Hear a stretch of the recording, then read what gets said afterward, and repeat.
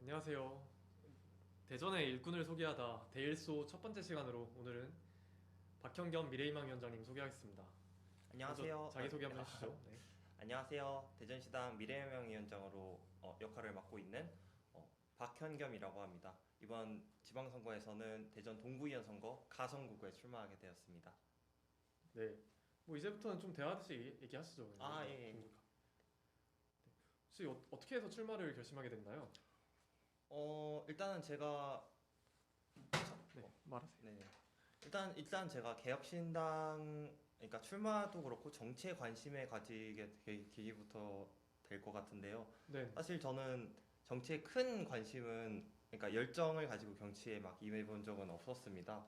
근데 뭐 차별금지법이라든가 뭐 이제 저희 코로나 때 백신 패스 논란 자유를 많이 침해하는 모습 보였잖아요. 그리고 이번에 비선계엄까지 그런 계엄이라는 극단적인 상황까지 이제 정당화하려는 모습을 보니까 제가 너무 방관자처럼 느껴지더라고요.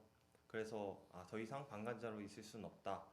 그렇게 해서 정치에 참여하게 되었고 또 이제 개혁신당이 또 제3입당 입장으로서 이제 어느 당 그러니까 거대 양당의 이제 타산에 휘둘리지 않는 입장이 있잖아요. 그 진영 논리 같은데. 네, 그렇죠. 그런데 휩쓸리지 않아서 개혁신 그리고 문제에 대해서 문제점과 그 결과를 보고 그것만 보고 이제 정치의 방향성이 그러니까 정치적인 네, 싸움보다는 문제 해결 중심으로 가자는 네, 거죠. 문제와 솔루션. 네, 문제와 솔루션, 네. 문제 해결 중심으로 네. 되다 보니까 그래서 개혁신당에 입당하게 되었던 것 같습니다. 네. 또 이제 비판적인 그러면은 그렇게 해서 비판적인 소시민으로 있는 것도 좋지만 그 저희 지역구부터 이제 그 비판을 모아서 우리 지역의 문제 해결에 도움이 되는 그런 한 사람이 되고자 그런 책임을 지고자 이렇게 출마하게 되었습니다. 뭐 저랑 비슷하고 다들 비슷하신 것 같아요. 그래서 그러니까 보다 보니까 안 되겠다 이런 거잖아요. 아, 계속 예, 그렇죠. 보다 보니까 너무 비합리적이고 너무 비상식적인 일이 개헌까지 일어나니까 이제는 좀 우리가 나서야겠다. 네, 저도 그런 생각이 들었고요. 네. 네. 그리고 우리가 지금까지 살아오면서 지역구에 그냥 방치된 문제들이 아주 많거든요. 근데 그런 점에서 우리 소위 말하는 어른 세대들이 그 문제들을 사전에 잘 진화했으면 좋았을 텐데, 그런 부분에서 아쉬움이 있고, 제가 그 부분을 해결하려고 나온 거죠. 예, 그럼 좀 이어서 얘기하면은 지금 동구에 출마하시는데 그쪽 지역에 좀 보이는 문제점들이 뭐가 있나요? 그래, 대전 동구는 이제 전통적으로 라고 하긴 좀 뭐 하긴 한데, 네, 원도심 지역이란 말이에요. 또 지방이니까 수도권 집중화로 인해서 뭐 인구 감소 현상도 생기고, 그래서 크게 말해서 인구 감소와 청년 유출 문제가 아주 심각하죠. 음, 음. 그게 참 뭐 이게 뭐 구청장도 시장도 해결하기 힘든 문제인데 구의원으로서 그래도 작게나마 좀 어떻게 해결 방안이 있으신가요? 그 문제. 그쵸. 그 문제가 참 해결하기 힘들고, 저는 사실 결국 인구 문제는 이제 그러니까 살기 좋은 환경이 돼야 인구는 자연히 증가한다고 생각하거든요. 그런 면에서 이제 주택만 많이 지을 게 아니라 재개발이나 이런 또 방향을 이제 전반적인 인프라 확보에 좀 더 정책에 치중을 둬야 한다고 생각합니다. 음, 이게 그쵸. 동구나 뭐 서구 유성구나 대전도 좀 아파트만 계속 짓는 경향이 있어서 아, 그렇죠. 그러면 조금 구현이 되신다면 이제 예산 배분 같은 거 할 텐데 의회에서 그러면 좀 작게나마 아파트 대신 뭐 예를 들어 도서관을 짓는다던가 좀 어떤 부분에 그래도 좀 신경 쓰고 싶다라는 게 있나요? 어, 말씀하신 도서관 같은 경우에는 이거는 지금 잘 하고 있는 거니까 뭐 얘기하는 건데 지금 현재 동구에는 이제 동네북네라는 이제 시설이 있어요. 그거는 약간 작은 서점 같은 거, 동네에 있는 작은 서점 같은 건데 그런 식으로 그 여러 군데 그런 걸 만들어서 어쩌면 자라나는 미래 세대 아이들에게 교육 인프라를 어떻게 보면 제공하는 거거든요. 놀이시설도 주변에 마련하고 하고 그런 식으로 그 여러 가지 작은 것부터 막 큰 도서관 하나를 짓는 것보다 좀 더 지역 거주민들에게 좀 더 밀접하게 전달될 수 있는 그런 활동들을 하고 있습니다. 아, 동네방네 가보신 적도 있나요? 네, 저기 자주 가죠. 오. 거기 제가 주로 가는 데는 동구국민체육센터 그쪽 2층에 있는 이제 동네북네 카페를 자주 아, 가요. 저희 그때 현수막단이라 세워놨던 그 근처인가요? 차 세워놨던 저희가 가진 않았네. 네, 저희가 아, 다른 가진 쪽이 않았습니다. 네. 아, 그렇죠. 이게 앞으로도 그러니까 동네방네 가셨듯이 이제 지역을 좀 샅샅이 돌아다니면서 네, 동네 북내입니다. 아 동네 방네가 아니라 네네. 동네 북네. 그래서 직접 시민 여러분들 의견도 수렴하고 현장에서 좀 파악을 해보는 게 좋을 것 같아요. 네. 예, 좀 그렇죠. 사실 저희도 그냥 인터넷으로 좀 자료 찾아보는 걸로 한계가 있더라고요. 어떤 지역에 문제가 있나. 그래서 지역에 안 사는 분들은 또 특히 그런 게 있긴 하죠. 네 했으면 좋겠고 그리고 그 밖에 또 제가 듣기로 약간 교통에 관한 공약도 살짝 하셨던 것 같은데 그것도 소개해 주실 수 있나요? 이제 이게 동구가 교통의 거점으로 볼 수는 있지만 이제 생활교통은 아직 많이 미숙하거든요.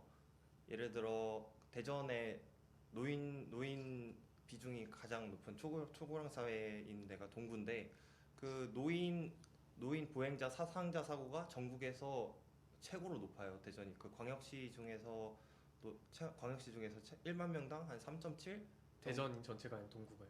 대전은 대전이. 근데 동구는 그 지역에서 노인 비율이 제일 높은 지역이잖아요. 네. 그래서 동구만 따지면 더 높을 수도 있거든요. 네.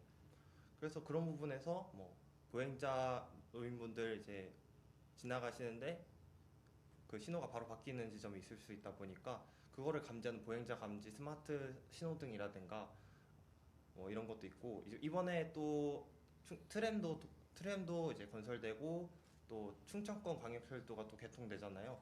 그런 것도 생활권이랑 잘 연결될 수 있게 뭐 버스랑 이제 보행 환경 그리고 타슈 자전거 같은 이제 생활형 교통들이 이제 서로 연계가 될 수 있도록 하는 것이 좋다. 특히 대전 지역은 자전거 도로 정비에 대한 그런 뭐지? 정책에 대한 틀을 그 정비 계획 정책의 틀을 만들어 놓으려고 하고 있더라고요. 지금 그런 것도 이제 동구 대전천 지역이나 자전거 도로를 많이 정비해서 그 자전거도 그렇고 이제 그 어르신분들 많이 타시는 전동 휠체어 같은 게 것으로 이제 이동이 좀 편리할 수 있도록 하는 정책을 계획하고 있습니다. 그러니까 생활교통 확충에 신경 쓰겠다는 거죠. 네네. 그런 부분들도 직접 시민분들이랑 동네 얘기하면서 좀 어떤 것가 불편하냐 이런 거 생각하고 있는데 좀 괜찮게 보시냐 이렇게 어르신분들과도 좀 대화하면서 해보면 좋을 것 같아요. 불편하신 거 없나? 네. 네. 좀 있으면 날씨도 풀리니까 이제. 그렇죠. 그러면은 제가 종종 듣는 얘기가 구의원이랑 시의원이 지역에 분명히 있는데 우리가 그분들이 누군지도 잘 모르고 무슨 활동을 하는지 잘 모르잖아요. 혹시 그렇죠. 동구도 좀 그런가요? 아니면 그쪽 구의원분도 좀 활동을 하고 계신가요? 제가 특별히 관심이 있어서 더 그런 것도 있겠지만은 그 동구 의회를 들어가서 활동 내역을 보면은 제 무슨 일을 했는지 그게 다 나오더라고요. 물론 의장 중심의 활동이긴 한데, 그러니까 의원분들은 많이 안 오시고 의장 중심으로 많이 나오시는데 그런 부분에서는 뭐 여러 가지 활동을 하는 건 있는 것 같아요. 나름 활동을 하고 있다. 네, 나름 활동을 하고 있다. 근데 그 중에서 이제 다 이제 복지 쪽으로 학위나 이런 걸 가지고 계시는 분이 많거든요. 네. 그런 부분에서 정책에 대한 뭐 흐름 같은 거를 볼 때는 조금 약한 부분이 있지 않을까. 네. 또 현경님은 그 공대 출신이시잖아요. 그래서 그렇죠. 그 부분에서 이렇게 스마트 교통 시스템이나 이런 부분에 좀 강점이 있다고 할 수 있겠죠? 네.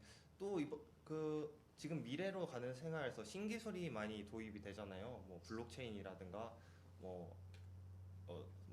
그 AI 기술을 통해서 이제 지금 어떤 상황인지 딱 알고 교통 상황을 조정하는 이런 게 많단 말이에요. 근데 그런 부분에서 너무 아무것도 모르고 홍보를 위해서 기술을 도입하는 거라든가 아니면은 이제 그러니까 보여주기식으로 뭐 주차 쿠폰을 발행하는데 탈중앙화가 필요하진 않잖아요. 근데 블록체인이 유명하다 해서 도입하려는 시도도 그렇고 그런 부분에서 기술을 명확히 이해하고 이제 그거를 적재적소에 활용할 수 있는 그것을 이제 제가 할 수 있다고 생각합니다. 네. 이게 좀 AI와 약간 온라인 기반 말고도 현장에서 좀 당선 이후에도 당선이 된다면 시민분들과 소통하려는 생각은 좀 있나요? 어떤 방식으로?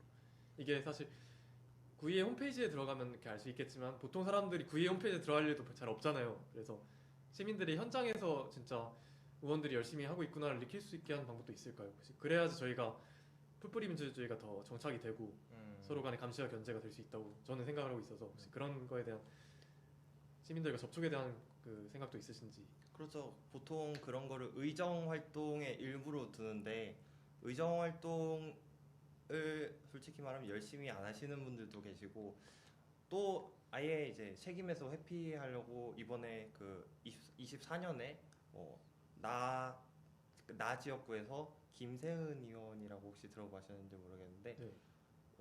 이유를 밝히지 않는데 그냥 사퇴하셨거든요. 네.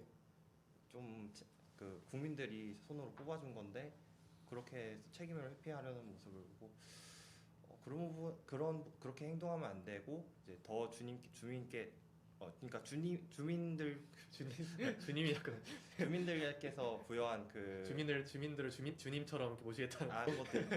네. 그러니까 주민들께서 이제 부여한 책임을 회피하는 모습을 보이면 안 되고 오히려 더 주민들과 소통하고 더 다가가는 모습을 보여줘야겠다 생각하고 그러니까 있습니다. 뭐 책임지는 정치를 하겠다. 네, 이런- 책임지는 정치를 하겠다. 좋습니다. 네, 자꾸 말이 꼬이는데 제 마음을 다 알아줬으면 좋겠습니다. 네. 또 이제 뭐 마지막으로 또 하고 싶은 말씀 있으신가요? 저는 개혁신당이란 당에 대해서 좀 말씀을 드리고 싶은데요. 지금 동구 지금 대전 충남 통합 이슈도 그렇고 기술적으로도 전환기인 것도 그렇고 동구도 이제 인구 감소라든가 이런 위기 상황이란 말이에요.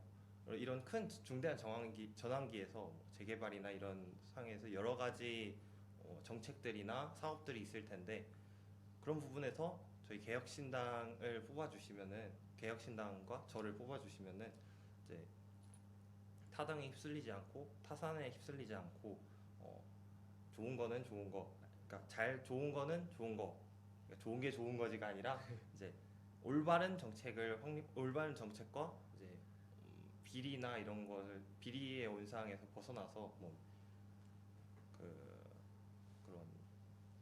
그런 감시라고 하나요?